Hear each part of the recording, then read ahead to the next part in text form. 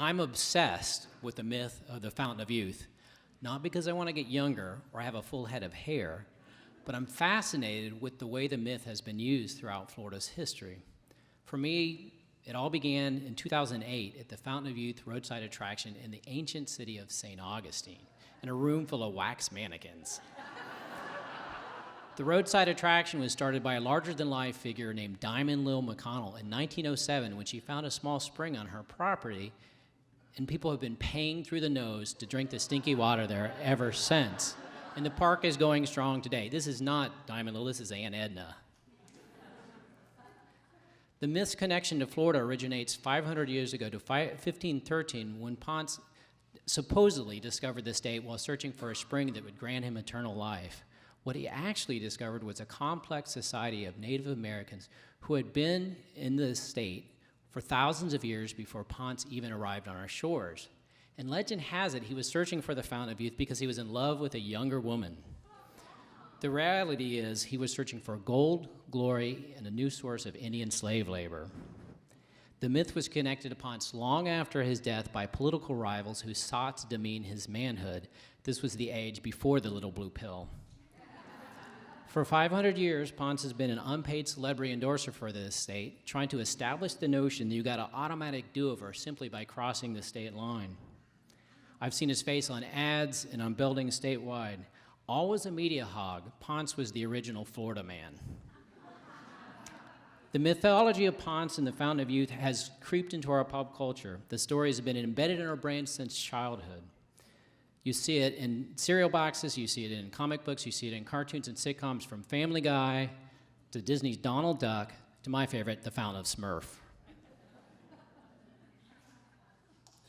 At mid-century, the state publicity machine cranked up and you started seeing ad campaigns like this, trying to distort the notion that it was a place of perpetual rejuvenation for senior citizens and a year-long paradise for picture-perfect families on pristine beaches with studly fathers and demure wives and smiling children. And those ads worked because people started flocking into Florida by the thousands, coming to places like Miami Beach and St. Petersburg, AKA God's waiting room. And the fastest growing area in the country today is the Village's retirement community. Also leads the country in STDs. And if you didn't find the Fountain of Youth, you could be buried here for just $49.50 by Stiff and Deadly planning specialists for Northerners. They have a convenient layaway plan. If you wanted to look younger and feel more energetic, you could drink a big glass of canned grapefruit juice every day. Citrus was said to be the antidote for aging, looking old, and improving worn-out body tissue. Basically, it was like Red Bull that took away your wrinkles. And if citrus was too square for your taste, the Fountain of Youth could also be found at your local watering hole with sun and fun on tap and an endless supply of good times. Our state had something for everyone from the pious to the party-going. For you craft beer lovers, Fountain of Youth Draft was a hoppy IPA with just the aftertaste of Gerber baby food. My quest for the Fountain of Youth led me back to the source of the legend. The real-life prolonging substance was water, what Ponce was said to have sought all along. Florida has 1,000 springs, the largest array in the entire nation. And finding the Fountain of Youth was just a matter of finding the right one. This is me before I found the right one. I'm 107. The mythical qualities of our water were so legendary that a brand of cologne called Florida Water was created during the Victorian age with images of dangly-clad men and women drinking from exotic Florida fountains.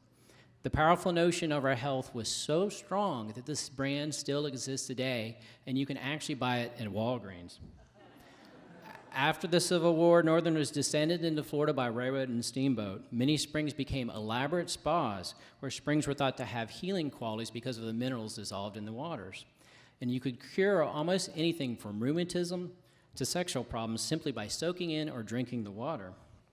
And some spring-based spas claim ties to the Fountain of Youth with no evidence that Ponce was anywhere near. You can go to Northport, Florida to Warm Mineral Springs today and soak in the water for $26, or you can get a liter of their laxative water and drink it for $10.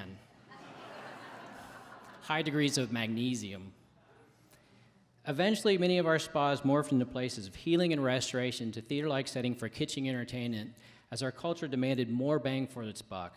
By the 1950s, many springs were crowded with water skiing elephant shows, glass-bottom boat tours, and mermaid spectaculars.